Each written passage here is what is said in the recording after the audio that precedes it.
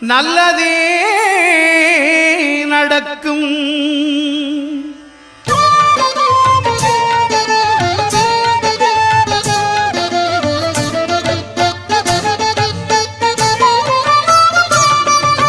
9 கோளும் ஒன்றாய் காண